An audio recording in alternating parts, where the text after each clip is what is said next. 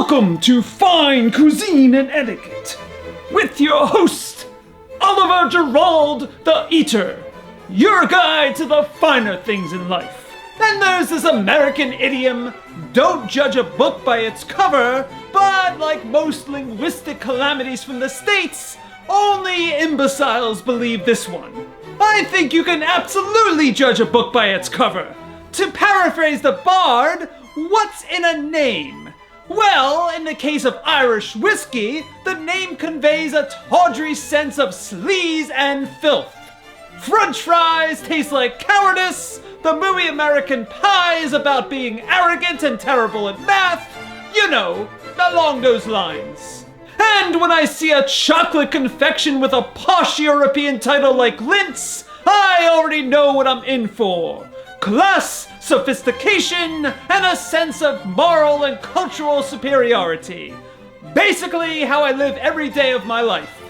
So I'd feel perfectly justified giving both these Lindt products the highest possible rating without even opening them. But some of my whinier fans might call that immoral. Ugh. Very well.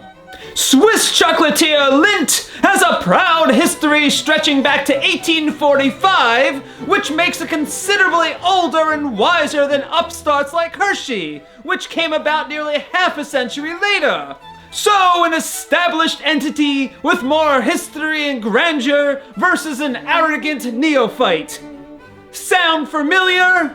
In fact, the predecessor to Lindt's was established in 1836, when David Sprungli Schwartz and his son Rudolf Sprungli Amann bought a confectionery shop in Zurich and formed a new concern called David Sprungli and Son. In 1845, they began manufacturing chocolate based on a new recipe from Italy, and their sugary enterprise enjoyed moderate success over the next half-decade, until 1899, when they acquired the small but significant chocolate factory of Rodolph Lindt in Bern.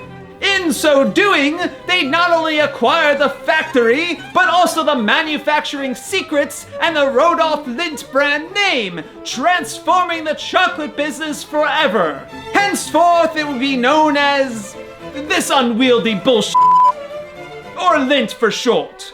And speaking of which, I've been told the American attention span is shorter than William Wallace's flapdoodle, so I'll abbreviate this collegiate-level history lecture.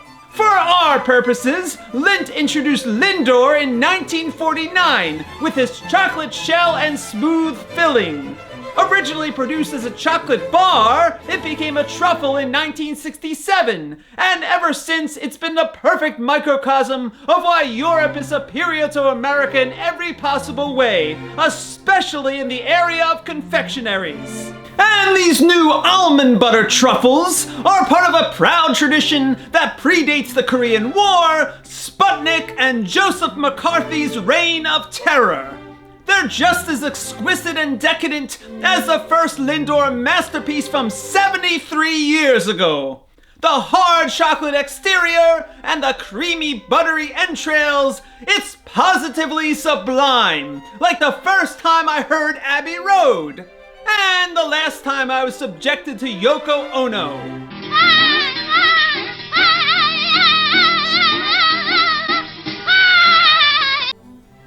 Ugh. So I'd rate the Lindor almond butter truffles 5 silver spoons out of 5.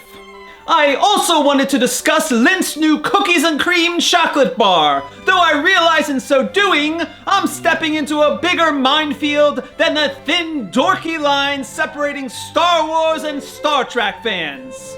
White chocolate is like the red-headed stepchild you didn't ask for, but it somehow considers itself part of the family. You see, white chocolate only contains cocoa butter, not cocoa solids like normal chocolate confections. Some limp-wristed quasi-intellectuals with way too much time on their hands claim that because cocoa butter comes from cocoa, that white chocolate deserves to be mentioned in the same breath as milk and dark chocolate. And other limp-wristed quasi-intellectuals who've never seen a member of the opposite sex naked argue that because it swaps cocoa solids for additives like palm oil and cheap sweeteners, that white chocolate is as genuine as Victoria Beckham's fun bags. I would just as soon see both groups spayed and neutered so they can't contaminate the world with their seed, but if I had to choose, I'd say I don't care.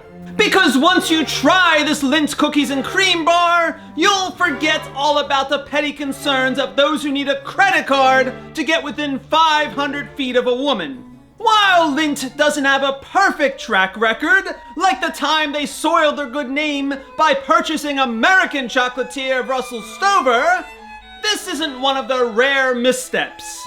So I also rate Lindt's Cookies and Cream Chocolate Bar 5 silver spoons out of 5.